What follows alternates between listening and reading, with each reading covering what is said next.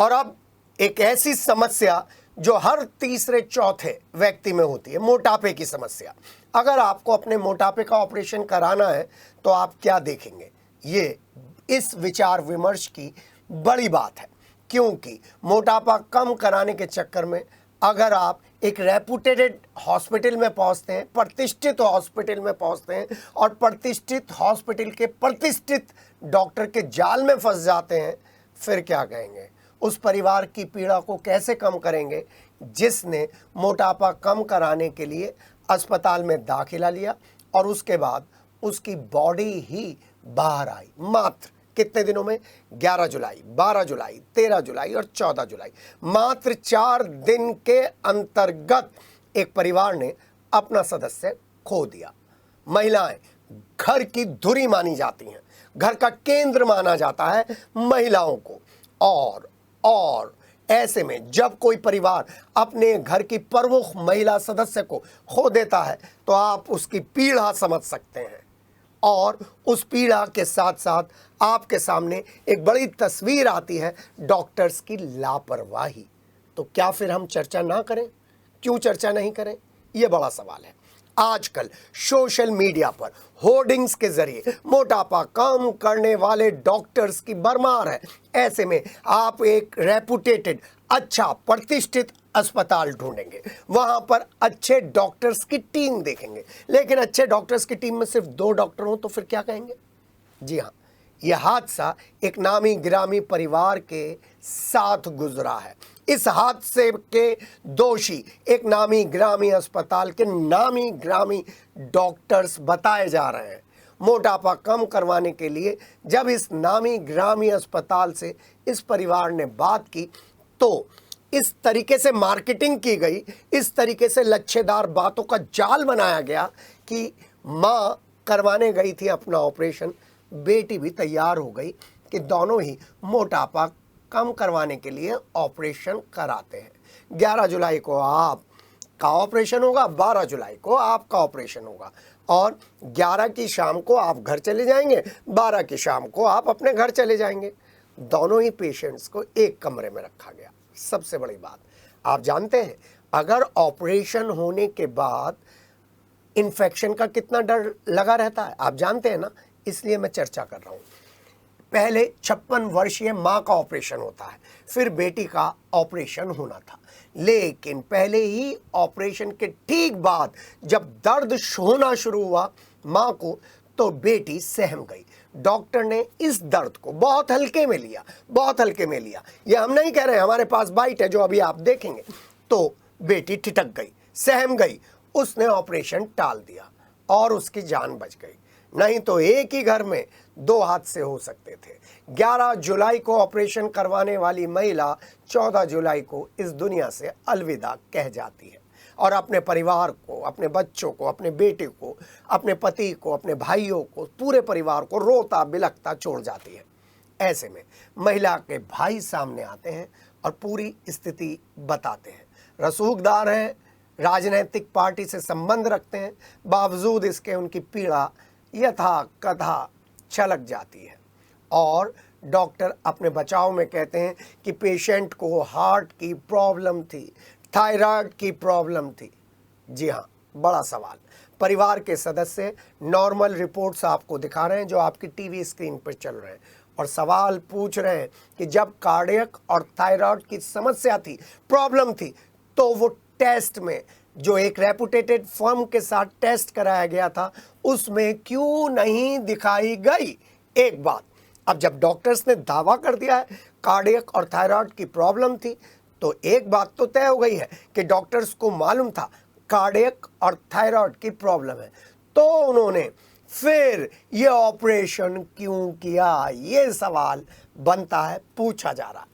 और साथ ही साथ ये एक बड़ा सवाल हमारे सामने है, वो ये हेयर ट्रांसप्लांट और मोटापा कम करवा कर हमको क्या चाहिए और क्या दिखाना चाहते हैं। इस कार्यक्रम के जरिए हम उन लोगों से बात कर रहे हैं जो हेयर ट्रांसप्लांट करवाने के लिए सोच रहे हैं या करवाने जा रहे हैं, मोटापा कम करवाने की सोच रहे हैं या मोटापा कम करवाने जा रहे हैं। क्या आपको उनके खतरों के बारे में मालूम है? क्या आपने डॉक्टर्स की स्थिति देखी है? आप बड़े बड़े नामों के भंवरजाल में फंस गए। क्या आपको इससे कुछ अलग हासिल हो जाएगा? आप क्या आयुर्वेद और योग पर भरोसा नहीं करते? आयुर्वेद और योग में इतने सारे इलाज हैं कि ऑपरेशन जैसी क्रिटिकल कंडीशन से बचा जा सकता है।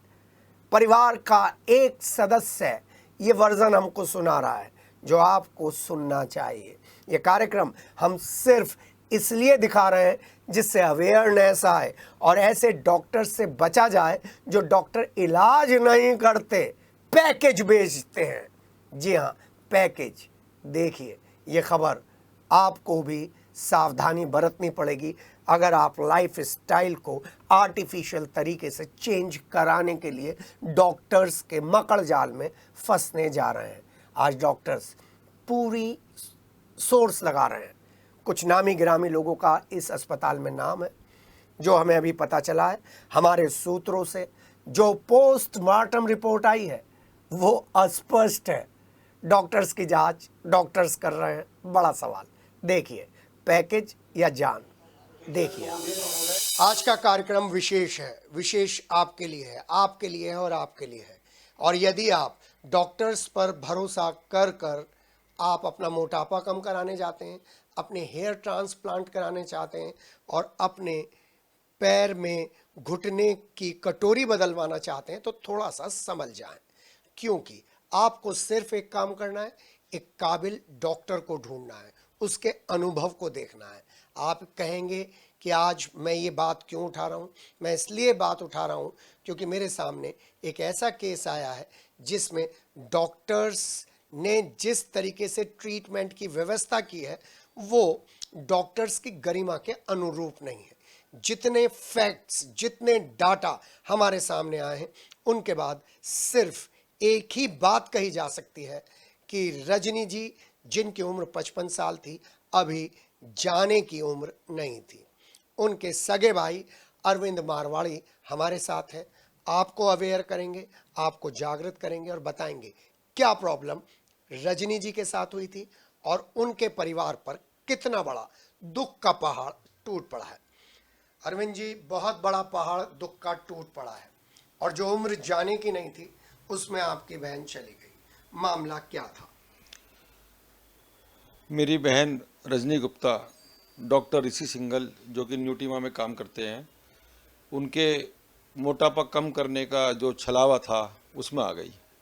बहन भी और मेरी भांजी दोनों ने उनसे संपर्क किया। उनका थोड़ा वजन ज़्यादा था, तो उन्होंने बताया कि वैसे तो हम 2.5 लाख रुपया प्रति व्यक्ति लेते हैं, लेकिन दोनों अगर एक साथ कराएंगे तो 3,70,000 रुपये में हम आपको जो है मोटापा से निजात दिला देंगे। यानी कि 5 लाख का 370 में।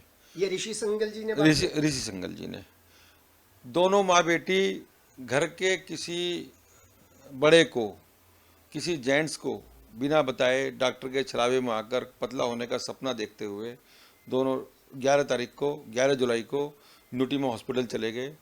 11 तारीख को बहन रजनी गुप्ता का ऑपरेशन करा उन्होंने। उनकी इतनी आंत काटने के बाद उनको शीशी में दे दी और कहा कि अब आप जो है ठीक हो जाओगे, बिल्कुल पतले हो जाओगे। 11 तारीख की रात से ही बहन रजनी गुप्ता के पेट में थोड़ा सा समस्या थी, दर्द सा था। उनको ये कहा गया कि कोई दिक्कत नहीं है, सब ठीक हो जाएगा। 12 को वो चिल्लाती रही कि मेरा दर्द चल रहा है, लेकिन डॉक्टर ऋषि सिंघल और इनके पिताजी डॉक्टर BP सिंघल दोनों आते रहे निरंतर, लेकिन उन्होंने कोई भी ऐसा दवाई या ऐसा एक एक्सरे, CT स्कैन या अल्ट्रासाउंड ऐसा नहीं कराया ताकि ये पता चल जाए कि ये दर्द क्यों हो रहा है। तो उस समय आपकी भांजी कहाँ थी? भांजी का ऑपरेशन 12 तारीख को करा उन्होंने। भांजी और बहन दोनों को एक रूम में रखा गया, एक रूम में 2 बेड डाल दिए गए, क्योंकि मतलब एक ही रूम में ऑपरेशन वाला कैंडिडेट भी और जिसका ऑपरेशन होना है वो भी दोनों की कंसेंट भी, जैसा मुझे बता रहे हैं, बहन की कंसेंट बेटी से ले ली और बेटी की कंसेंट बहन से ले ली। नहीं, जहाँ तक अरविंद जी मुझे मालूम है कि एक सुप्रीम कोर्ट का ऐसा आदेश है जिसमें पुरुष होना चाहिए कंसेंट में। अगर हस्बैंड है, बेटा है, भाई है, तो कोई पुरुष नहीं है? ना, कोई पुरुष नहीं था उसमें, कोई कंसेंट उसमें किसी की थी नहीं। दोनों माँ बेटी की आपस में कंसेंट थी। उनको इस तरह से सपना दिखा दिया गया था कि तुम पता नहीं आज ऑपरेशन करा के कल ही बहुत पतले हो जाओगे, बिल्कुल भी सुंदरी लगने लगोगे उनको वो उनकी मत मारी गई और वो बेचारी मेरी बहन जो अपने पैरों पर चलकर नर्सिंग होम में गई थी, जिस दिन ऑपरेशन कराया 11 तारीख को, उससे 2 दिन पहले डॉक्टर ने बहुत सारी जांचें लिख के दी थी। उस जांच को मेरी बहन ने कराया था लाल पैथ लैब से, डॉक्टर मुमतेज के यहाँ से हार्ट की जांच, सारी जांच रिपोर्ट्स मेरे पास है। थायराइड सब बिल्कुल ओके था, कोई बीमारी उसको नहीं थी, केवल थोड़ा सा मोटापा था। लेकिन डॉक्टर साहब ने उसको, जैसे मैंने अखबारों में वर्जन पढ़ा कि उसको बहुत सारी बीमारियां थी, ये सब तथ्य को छुपाने के लिए, जनता को गुमराह करने के लिए, झूठ बोलने के लिए उन्होंने सारे काम किए। 12 तारीख और 13 तारीख को मेरी बहन वहाँ नर्सिंग होम में तड़फती रही। जब 13 तारीख को बिल्कुल हाथ पैर उसके ठंडे पड़ गए, नखून नीले पड़ने लगे, तो ये लोग घबरा गए। इन्होंने उसको जो है आईसीयू में ले गए। आईसीयू में एक्सरे करा तो एक्सरे में फिर ये आया कि 550 ग्राम जो आंत जो इन्होंने काटी थी, उसमें जो बंद लगाया था उसमें रिसाव रह गया था, जिस कारण से इन्फेक्शन चल रहा है अंदर। डॉक्टर साहब कहने लगे कि मैं इसका दोबारा ऑपरेशन करूंगा। कौन से डॉक्टर साहब? डॉक्टर ऋषि सिंघल और उनके पिताजी बीपी सिंघल दोनों मौजूद थे। 14 तारीख को जब ओटी में और भी सारे डॉक्टरों को इन्होंने बुला लिया था, जब इनके हाथ से केस लग गया कि मामला हमसे लापरवाही हो गई है और ये घटना बड़ी होने वाली है, तो डॉक्टर संदीप, डॉक्टर बेम्बी, सभी लोगों को इन्होंने बुलाया था। वहाँ पे सब लोग जांच कर रहे थे। लेकिन दूसरा ऑपरेशन करते उससे पहले ही मेरी बहन की हालत इतनी बिगड़ गई थी कि उसको वेंटिलेटर पर लेना पड़ा, उसको डायलिसिस लगाई, उसका heart, kidney, multi organ failure का उसका रूपरेखा बन गई थी। इन्होंने कहा हम लग रहे हैं, हमने कहा इन्हें शिफ्ट कर लें, तो इन्होंने हमसे कहा कि शिफ्ट करने की स्थिति नहीं है, अगर इनको शिफ्ट करोगे आप तो तुरंत इसकी डेथ हो जाएगी। मेरा कहना केवल इसमें इतना है, सबसे बड़ी विडंबना यह है, हमने उसके लिए थाने में जो इनकी लापरवाही थी उसके लिए मेडिकल थाने में हमने तहरीर दी। इंस्पेक्टर साहब कहने लगे कि अगर मुकदमे को सही लड़ना चाहते हो तो इसमें हमें पोस्टमार्टम कराना पड़ेगा। हमने वो भी पोस्टमार्टम भी वहाँ कराया। आज 3 दिन हो गए, 15 तारीख को डेथ हुई थी, चौथा दिन है बल्कि, अभी तक पोस्टमार्टम का नहीं पता कि क्या हो रहा है पोस्टमार्टम में। अभी कहते हैं कि मुकदमा नहीं कायम हो सकता जब तक सुप्रीम कोर्ट की रूलिंग है कि डॉक्टर का पैनल उसकी जांच करेगा, डॉक्टर की लापरवाही सामने आएगी तो ही होगा। लापरवाही और कैसे आएगी? जिस आंत का उनने ऑपरेशन करा वो आंत रिस रही थी, उस आंत का ऑपरेशन सही नहीं हुआ। उसके बाद 2 दिन मेरी बहन डॉक्टर ऋषि सिंघल के इलाज में रही, ऑब्जर्वेशन में रही। इन्होंने क्या ऐसे उपाय करे कि जो वो समस्या बता रही थी उसको ठीक करने के लिए, अगर ये एक्सरा रोक रहा हूँ अरविंद जी, मैं आपको रोक रहा हूँ।